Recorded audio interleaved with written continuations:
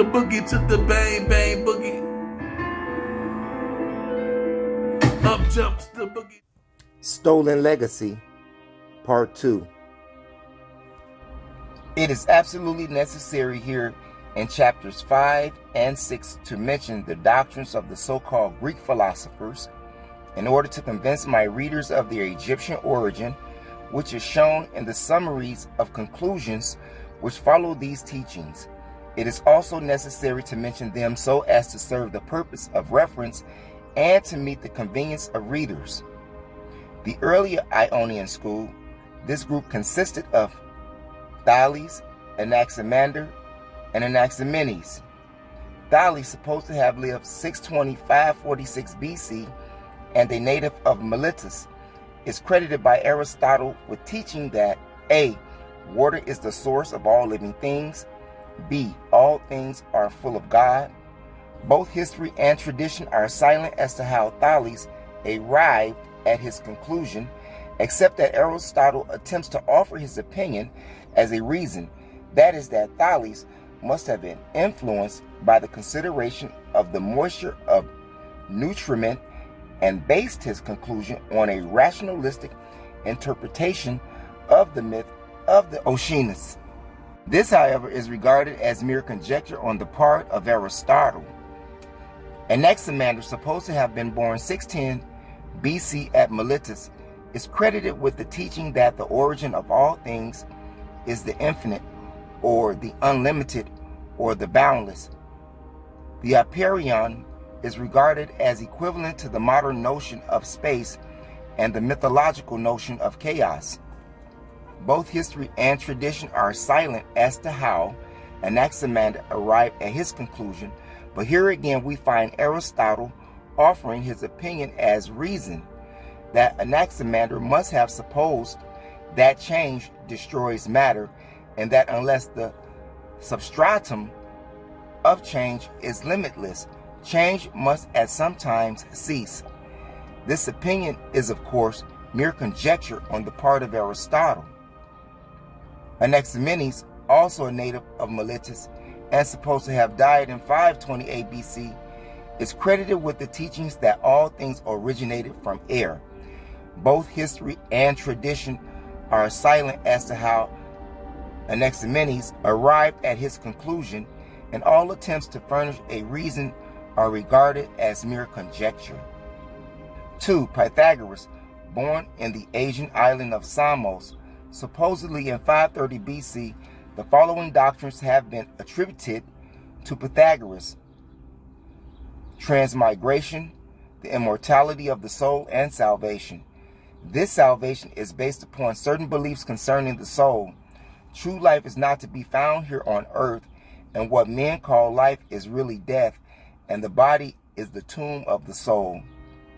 Owing to the contamination caused by the soul's imprisonment in the body, it is forced to pass through an indefinite series of reincarnations from the body of one animal to that of another until it is purged from such contamination. Salvation in this sense consists of the freedom of the soul from the cycle of birth, death, and rebirth, which is common to every soul, and which condition must remain until purification or purgation is completed. Being liberated from the 10 chains of the flesh and also from the successive reincarnations, the soul now acquires her pristine perfection and the eligibility to join the company of the gods with whom she dwells forever. This is the reward which the Pythagorean system offered its initiates. The doctrines of opposites, the summus bonum, or supreme good, and the process of purification. The union of opposites creates harmony in the universe. This is true in the case of musical sounds, such as we find in the lyre, where the harmony produced is a result of the mean proportional relations between the length of the two middle strings to that of the two extremes. This is also true in natural phenomena, which are identified with number, whose elements consist of the odd and the even. The even is unlimited because of its quality of unlimited divisibility, and the odd indicates limitations, while the product of both is the unit or harmony. Similarly, do we obtain harmony in the union of positive and negative, male and female, material and immaterial, body and soul? The summum bonum or supreme good in man is to become godlike. This is an attainment or transformation, which is the harmony resulting from a life of virtue.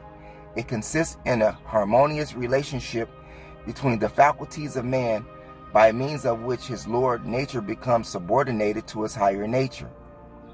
The harmony and purification of the soul is attained not only by virtue, but also by other means, the most important among them being the cultivation of the intellect through the pursuit of scientific knowledge and strict bodily discipline. In this process, music also held an important place. The Pythagoreans believed and taught that just as medicine is used to cure the body, so music must be used to cure the soul. Here it might be appropriate to insert the doctrine of the three lives, since it is also a method and means of purification. Mankind is divided into three classes: lovers of wealth, lovers of honor, and lovers of wisdom. According to Pythagoras, philosophy determined the purification, which led to the final salvation of the soul. The cosmological doctrine, all things are numbers, that is to say, not only every object, but the entire universe is an arrangement of numbers. This means that the characteristic of any object is the number by which it is represented. Since the universe consists of 10 bodies, namely the 5 stars, the earth, and the counter-earth, then the universe must be represented by the perfect number 10. Applied to the space around us, but called by Pythagoreans the boundless or unlimited, it must be taken to mean the measuring out of the boundless into a balanced and harmonious universe, so that everything might receive its proper proportion of it. No more, no less. This arrangement seems to suggest the notion or forms capable of receiving a mathematical expression, a doctrine which later appeared in Plato as the theory of ideas. In the center of the universe there is a central fire around which the heavenly bodies, fixed in their shapes, revolve from the west to the east, while around all there is the peripheral fire. This notion of the heavenly bodies is regulated in the velocity and produces the harmony of the spheres. Xenophanes, born at Colophon in Asia Minor about 370 BC, Xenophanes is credited with the following doctrines: the unity of good. Men err when they are ascribed to their own characteristics to the gods. For God is all eye, all ear, and all intellect. Again, since there is no becoming, and since polarity depends upon becoming, therefore there is no polarity. Consequently, all is one and one is all. Against the artificial culture of Greece, its luxuries, excess, and fops, Xenophanes is accredited with advocating temperance, plain living, simplicity, moderation, and pure thinking. Parmenides is said to have been born at Elea 540 BC and to have composed a poem concerning nature, Periphysosis, which contains his doctrines. The poem consists of 3 parts. In part 1, the goddess of truth points out that there are 2 paths of knowledge, one leading to a knowledge of truth and the other to a knowledge of the opinion of men. In part 2, the journey to truth is described and contains a metaphysical doctrine, and in part 3, a cosmology of the apparent. The doctrines are as follows. The physical doctrine: though right reason holds that being is one and immutable, the senses and common opinion are conceived that polarities and change exist around us. The doctrine of truth: truth consists of the knowledge that being is, and that non-being is not, and since non-being is not, then being is one and alone.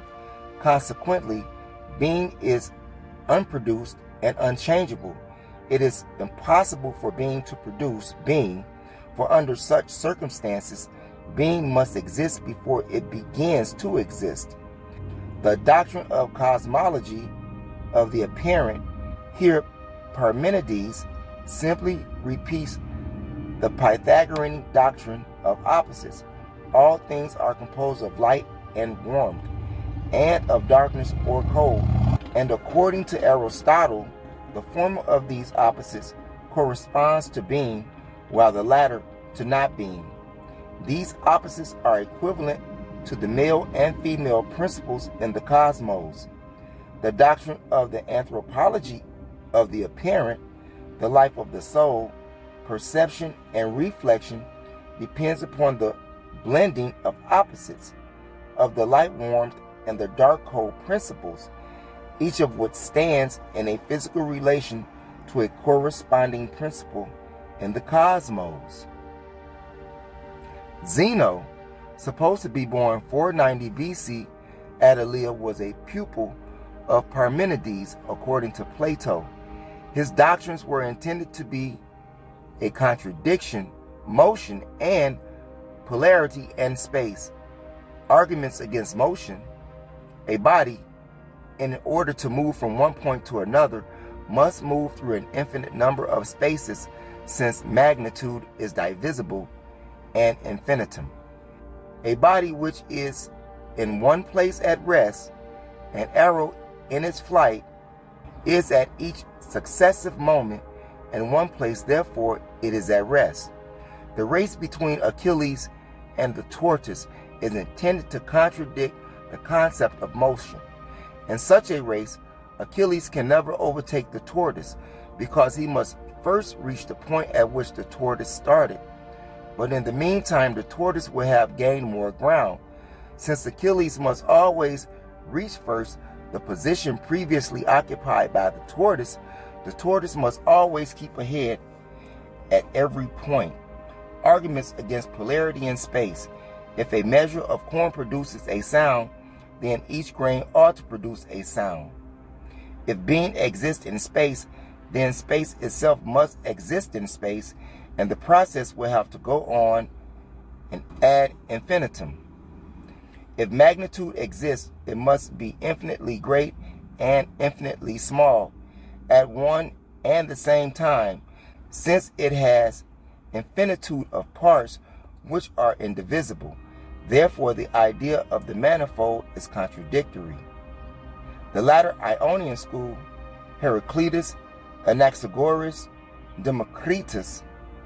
Heraclitus, believed to have been born 530 BC and have to have died in 470 BC.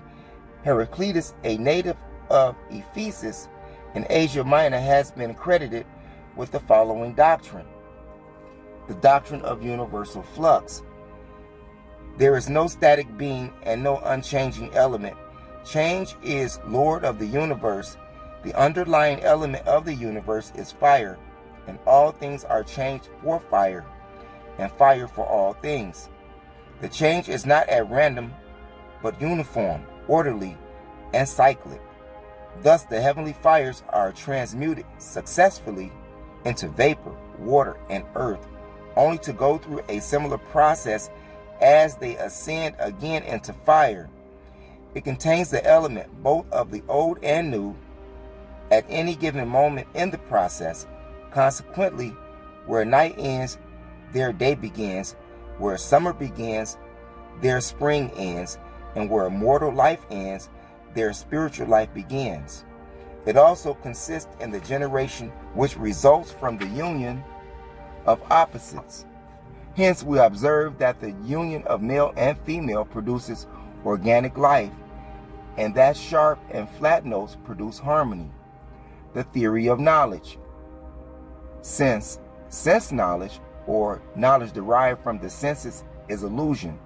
It must be avoided, and true knowledge sought for in the perception of the underlying unity of various opposites.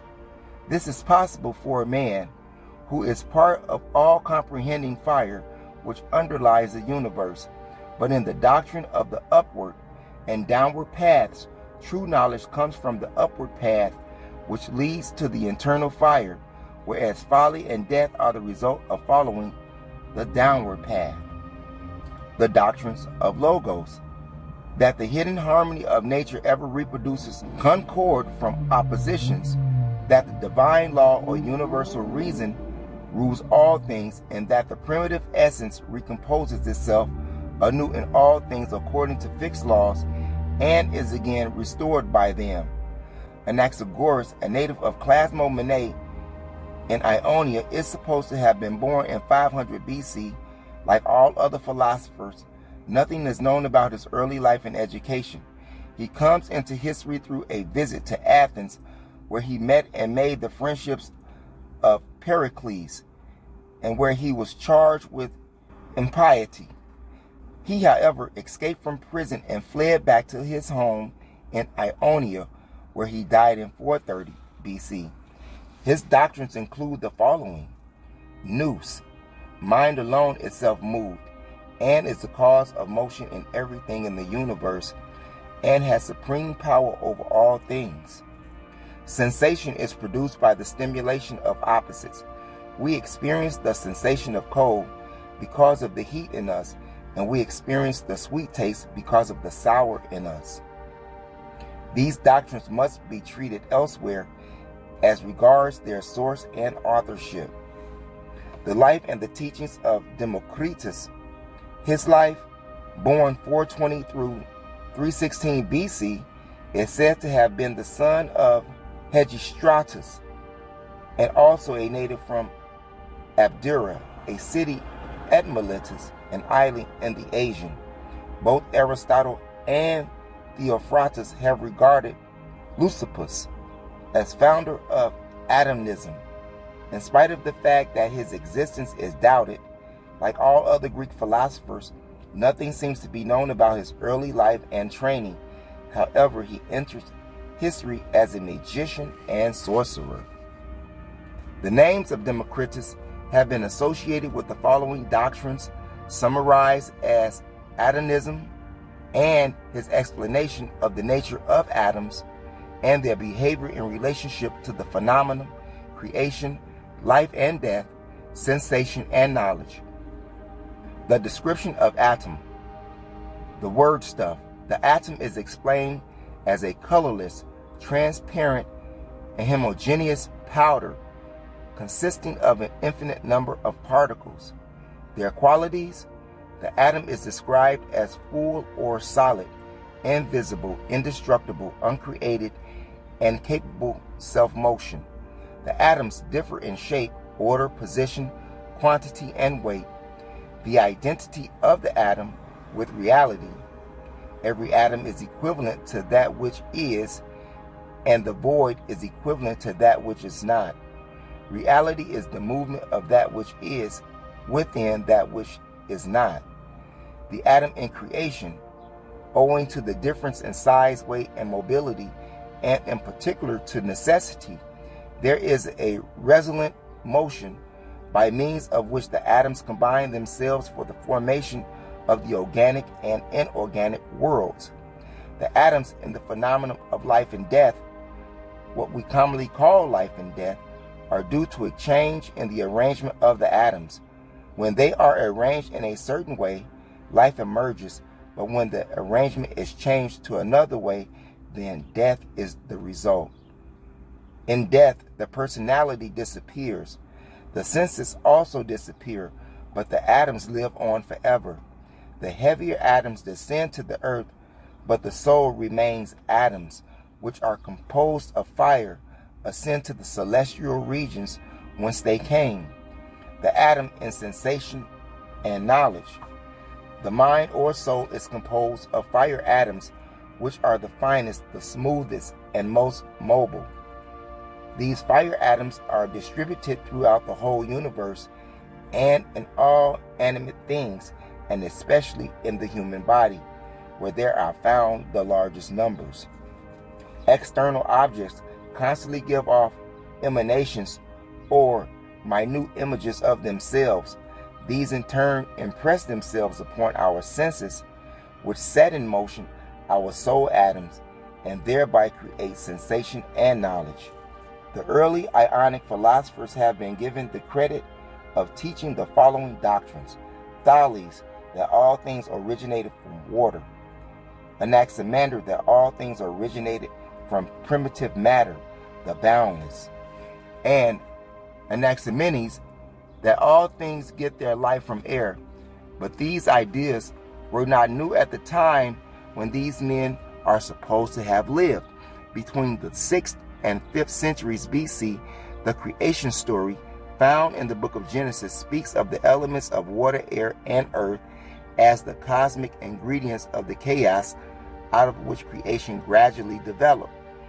The date of the Pentateuch is placed at the 8th century BC, but the view of the Mosaic authorship of Genesis takes us still further back into antiquity and many centuries before the time of the Ionian philosophers. We are told not only by the Bible but also by the historian Philo that Moses was an initiate of the Egyptian mysteries and became a hierogrammat, learning all the wisdom of the Egyptian people. That was only possible by proper initiation and gradual advancement when evidence of fitness was demonstrated by the neophyte. The Egyptian name of Moses was given to all candidates at their baptism and meant saved by water. The exodus of the Israelites appears to have occurred in the 21st Egyptian dynasty, 1100 BC, in the reign of MOPOWERZ, under the leadership of Moses, whose creation story of Genesis is clearly of Egyptian origin. It is clear that the early Ionic philosophers drew their teachings from Egyptian sources. In the case of the Eleatic philosophers, history appeals Xenophanes as a satirist, not a philosopher, and Zeno as paradoxal concerning his treatment of the problems of polarities, space, and motion, which ultimately leads to the reductio ad absurdum. Parmenides introduced no new teachings when he spoke of being one as which exists and not being as that which does not exist. He only re-emphasized the doctrine of the opposites as a principle of nature, a doctrine taught not only by the Pythagoreans, but also the Athenian philosophers, chiefly Socrates. But the doctrine of opposites owes its origin to the Egyptian mysteries, which takes us back 4000 BC, when it was demonstrated not only by double pillars in front of the temples, but also by the pairs of gods in the mystery system, representing male and female, positive and negative principles of nature. It is also clear that the Eleatic philosophers drew their teachings from Egyptian sources. The latter Ionic philosophers have been given credit for the following doctrines: Heraclitus, that the world was produced by fire through a process of transmutation, and since all things originate from fire, then fire is the Logos, the creator. Anaxagoras, the nous or mind is the source of motion or life in the universe, and that sensation is produced by the stimulation of opposites. Democritus, that atoms underlie all material things, and that the phenomenon of life and death are merely changes in the mixture of atoms, so that the atoms never die because they are immortal. These doctrines were by no means produced by the late Ionic philosophers, but could be shown to have originated from the Egyptian mystery systems. The Egyptians were fire worshippers because they believed that fire was the creator of the universe and built their great pyramids in order to worship the god of fire. And the pyramid ages goes back to something like 3300 BC, several thousands of years before the Greeks were said to have come into the Mediterranean area. According to Jamblichus, the Egyptian god Ptah was the god of order and form in creation, an intellectual principle. This god was also recognized as the divine artificer who fashioned the universe out of fire. Furthermore, Swinburne Clymer, in his Philosophy of Fire, page 18, has made the following statement: the study of the mysteries of Isis and Osiris quickly proves to the student that it was a pure fire philosophy. Zoroaster carried those mysteries into Greece, while Orpheus carried them into Thrace. In each of these places, these Egyptian mysteries assumed the names of different gods in order to be adapted to local conditions. Hence, in Asia, they took the form of Mithra, in Samothrace, the form of the mother of the gods, in Boeotia, the form of Bacchus, in Crete, the form of Jupiter, in Athens, the form of Ceres and Proserpine. The most noted of these Egyptian imitations were the Orphic, Bacchic, Eleusinian, Samothracian, and Mithractic. All of these fire worshippers believed that the universe originated from fire, and they lived at a time which antedated the time of the late Ionic philosophers by thousands of years. The other doctrines of the later Ionic philosophers, together with those of Socrates, Plato, and Aristotle, will be treated under summaries of Socrates, Plato, and Aristotle in Chapter 8, and will include opposites: the nous or mind, the logos, the atom, the theory of ideas, and the unmoved mover, immortality. The Greek philosophers practiced plagiarism. The teachings of Pythagorean seem to have been so much comprehensive that nearly all his successors embraced and taught a portion of his doctrine, which we are told to be obtained by frequent visits which he made to Egypt for the purpose of his education. Two things are at once obvious: that the Greek philosophers practiced plagiarism and did not teach anything new, and the source of their teachings was the Egyptian mystery system, either directly through contact with Egypt or indirectly through Pythagoras or tradition. These facts can now be further demonstrated by an outline of the doctrines of Pythagoras with the names of philosophers who repeated his doctrines. The doctrine of opposites.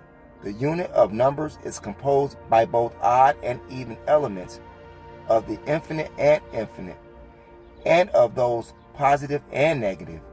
In this connection, we find that Heraclitus, suggesting fire to be the source of creation by means of the principle of strife, which separates phenomena, and harmony, which restores them to their original source.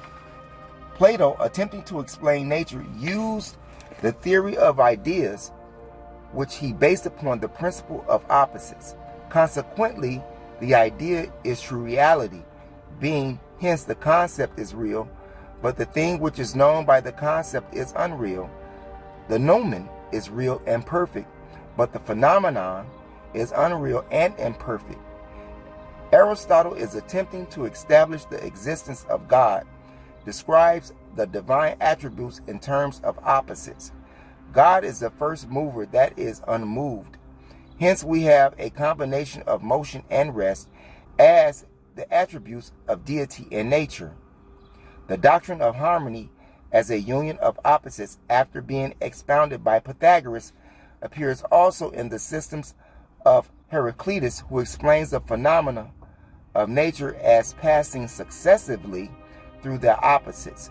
Socrates, who also defines harmony as the union of opposites. Plato, who defines the harmony of soul as the proper subordination of its parts, and the higher and lower natures. Aristotle, who defines the soul as a harmony in his Diamino. The central and peripheral fires. Here Pythagoras attempts to show that fire underlies creation, and the same notion is expressed by Heraclitus, who speaks of the origin of the universe through the transformation of fire. Then we have Anaxagoras, Democritus, Socrates, and Plato, each using the term mind nous as responsible for creation. Anaxagoras and Socrates, who speak directly of the mind nous as an intelligence and purpose behind nature, while Democritus and Plato speak of mind, nous, indirectly as the world's soul, but further describe it as being composed of fire atoms floating throughout space. Clearly then, mind, nous, no matter what other name or function we give it, is fire, since it is composed of fire atoms, and according to Pythagoras, underlies creation. According to Pythagoras, the doctrine of immortality of the soul is implied in the doctrine of transmigration of the soul. Socrates, the purpose of the philosophy is the salvation of the soul, whereby it feeds upon the truth congenial to its divine nature, and thus escapes from the wheel of rebirth and finally attains consummation with the unity of God. Plato's doctrine: 1. Transmigration, and 2. Recollection. Transmigration, the souls of men go to the place of reward or punishment, and after 1,000 years they are permitted to choose a new lot of life. He who has thrice chosen the higher life gains after 3,000 years the home of the gods in the kingdom of thought.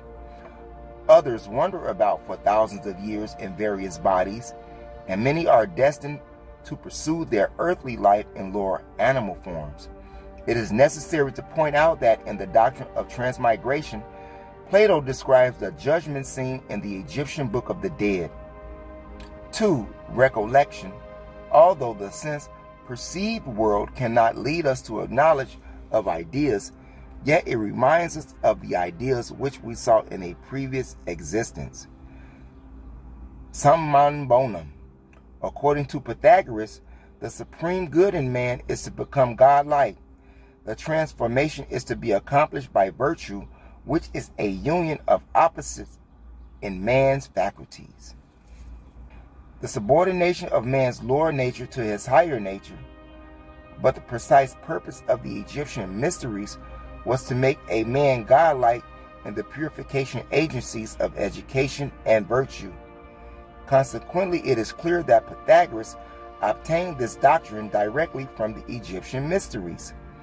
Hence, it also follows that philosophers who have taught this doctrine must have obtained it either directly from the Egyptian mysteries or indirectly through the teachings of Pythagoras. According to Sallust, deification or becoming godlike was the purpose of the Egyptian mysteries, and according to C.H. Vail, in his ancient mysteries, the Egyptian summum bonum consisted of 5 stages, during which the neophyte developed from a good man into a triumphant master, attaining the highest spiritual consciousness by means of casting off the 10 bodily fetters and becoming an adept like Horus or Buddha or Christ. The philosophers, besides Pythagoras, who are given credit with having taught the doctrine of the supreme good, are Socrates, who defined it as an attainment in which man becomes godlike through self-denial and cultivation of the mind.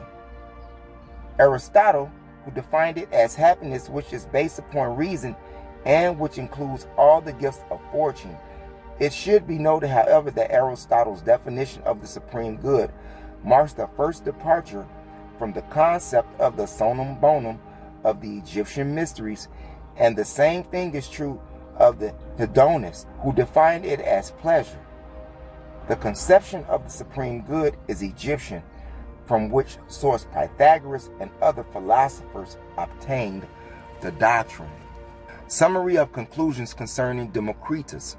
Because of the importance of the doctrine of the atom and the great suspicion of his great number of books like that of Aristotle, Democritus is treated separately like each of the Athenian philosophers. His life, the same thing might be said of Democritus as might be said of any men who were called Greek philosophers. Nothing appears to be known about his early life and training. However, he comes into history attaining public attention as a sorcerer and a magician. His doctrine and authorship of the doctrine of the atom is doubtful from the standpoint or view of certain modern writers. The names of the Ionian Lupercus and Democritus have been associated with this doctrine, which according to the opinion of Aristotle and Theophrastus originated through Leucippus, but was developed by Democritus. As a matter of fact, the Ionians doubted the existence of Leucippus because he was unknown to them, and it seems proper that the opinion of the Ionians should receive credence rather than that of Aristotle and Theophrastus, who were Athenians and who were compiling philosophy in the interest of their movement. The doctrine of the atom explained by Democritus is eclectic and represents one of many forms in which the ancient doctrine of opposites has been expressed. The Pythagorean expressed it by the elements of numbers, odd and even. Parmenides, being unfamiliar with the law of generation, denied the existence of one opposite not being in order to affirm the existence of the other being. Socrates, being more acquainted with the law of generation than Parmenides, expressed it in several pairs of opposites in every effort to prove the immortality of the soul. Hence he spoke of unity and duality, of division and composition, of life and death.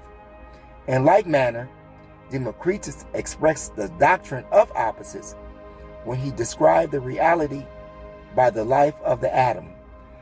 The original source of this doctrine, however, is the philosophy of the mystery system of Egypt, where we find the male and female principles of nature symbolized by Osiris and Isis, Asar and Aset, the Egyptian god and goddesses, and the gods of Hams and Seth, symbolizing a world in static equilibrium of conflicting forces as they contend for dominion over Egypt. The doctrine and philosophy of opposites is further demonstrated by the Egyptian creation story, in which order came out of chaos and which was represented by four pairs of opposites, male and female gods.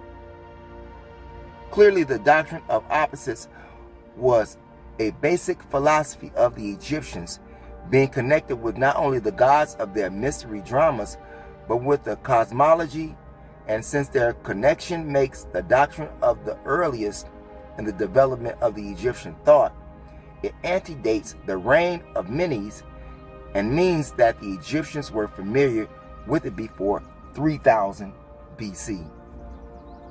Under these circumstances, and in consequence of these facts, the Egyptian mystery system was the source of the doctrine of the atom and of opposites. Leucippus and Democritus taught nothing new and must have obtained their knowledge of the doctrines from the Egyptians directly or indirectly. The doctrines of the universal distribution of fire atoms and their emanation from external objects are derived from magic. These doctrines are magical and express the magical principle that the qualities of animals or things are distributed throughout all their parts. Consequently, within the universe, contact is established between objects through emanations, and in the case of human beings, the result might be sensation or cognition, healing or contagion. The principle is demonstrated not only by the cures such as were effected by the garment of Christ and in the handkerchiefs of St. Paul, but also by the modern scientific and medical practice of preventive measure of quarantine.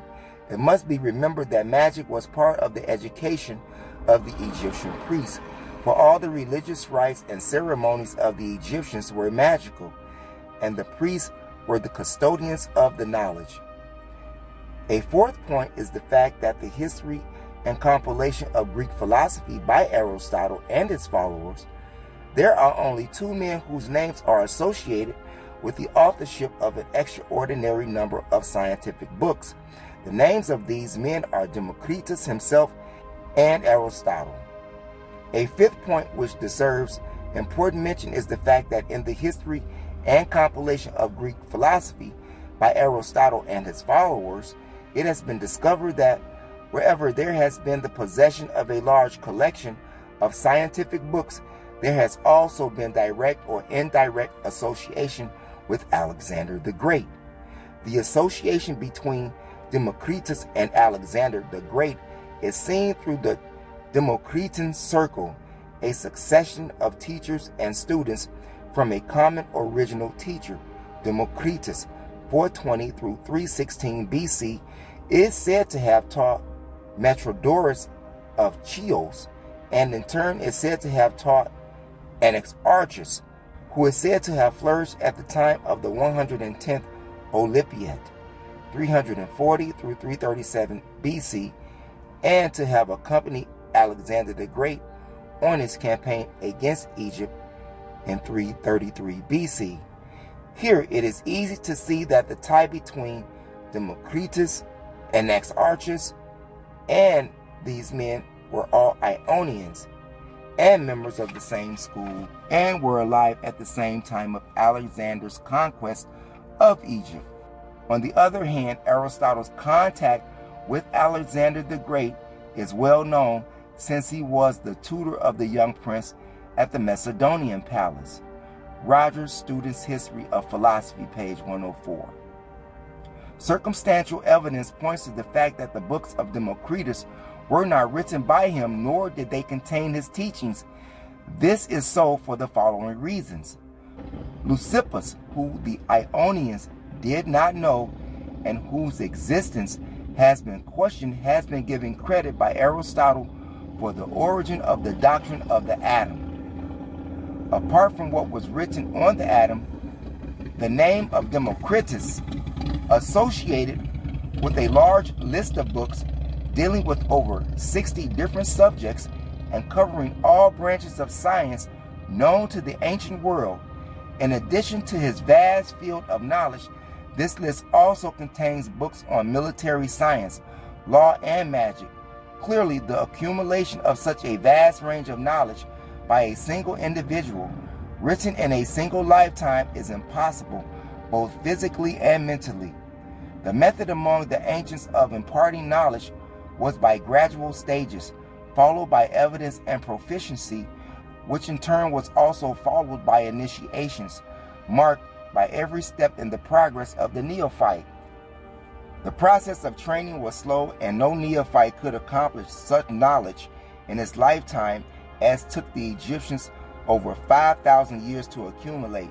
These human limitations are as true today as they were among the ancients, for our great scientists of the modern world are specialists only in single subjects. The question now remains, how did Democritus accumulate those books if he did not write them? We believe we have the answer because it has been noted in the history of Greek philosophy that wherever a Greek philosopher has had association, direct or indirect, with Alexander the Great, there was also the possession of a large collection of scientific books, and this is true in the case of Democritus and Aristotle. Anaxarchus and Democritus were Ionians who belonged to the same school, and Anaxarchus accompanied Alexander the Great on his campaign against Egypt. The indirect association between Democritus and Alexander the Great now becomes obvious.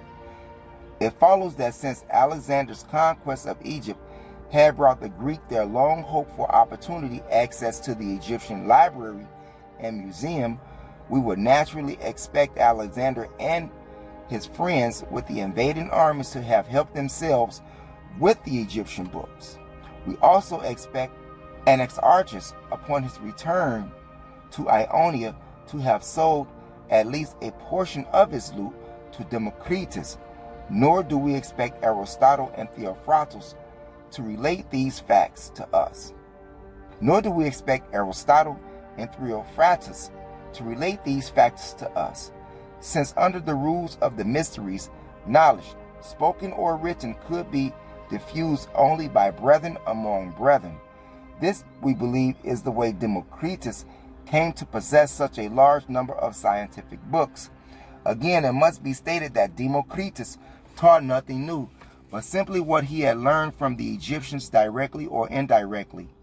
His doctrines on the universal distributions of fire atoms is based upon a magical principle, If the atom is an ingredient of the world, then it would be universally distributed. Furthermore, Democritus enters history as a magician, and since there is historical evidence that he visited Egyptian priests, it is evident that magic was part of the training which he must have received from them. His books are doubtful in authorship. Several important facts must be noted in connection with the books, which are said to have been written by Democritus. A large number of books which appears in a list in the 9th books of Diogenes Laertius does not appear elsewhere in the usual textbooks on the history of Greek philosophy. While Zeller asserts evidence of the fragments, it seems that his list of publications remain doubtful in authorship. More than 60 different subjects are treated, and they include ethics, physics, astronomy, botany, zoology, poetry, medicine, dialectics, military science, and law. Also books on magic, including divination. We are informed by Diogenes Laertius that this large list of books was compiled by Thrasyllus about 20 AD, who was a student of the school of Plato and also a member of Aristotle's movement, which had for its purpose the compilation of Greek philosophy. The history of the following ancient theory of the 4 qualities and 4 elements provides the world with the evidence of the Egyptian origin of the doctrines of opposites or contraries, change or transmutation, and the life and function of the universe is due to either of the 4 elements: fire, water, earth, or air. This ancient theory was expressed by a diagram formed by the outer and inner squares. The corners of the outer square carried by the names of the elements fire, water, earth, and air. The corners of the inner square, being at the midpoints of the sides of the outer square, carried the 4 fundamental qualities: the hot, the dry, the cold, and the wet. The diagram explains that fire is hot and dry, earth is dry and cold, water is cold and wet, and air is wet and hot. Accordingly, water is the embodiment of the cold and wet qualities, and when the cold quality is replaced by hot quality, the element's water is changed into the element air with the wet and hot qualities. Consequently, transmutation is definitely implied in the teaching of this symbol. It is the oldest teaching of the physical science and has been traced to the Egyptians as far back as 5000 BC. It is shown that Plato and Aristotle, who had been credited with the authorship of this teaching, derived their teachings or portions of them from the Egyptians. We rockin' more powers. Up jumps the boogie to the bang bang boogie. Up jumps the boogie to the bang bang boogie. We rockin' more powers. We rockin' more powers. More powers. More powers. More powers. More powers. More powers.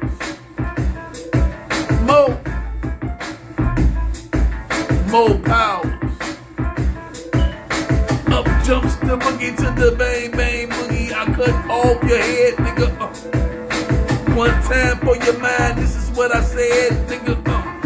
You see red. More powers. More powers. More powers. More powers.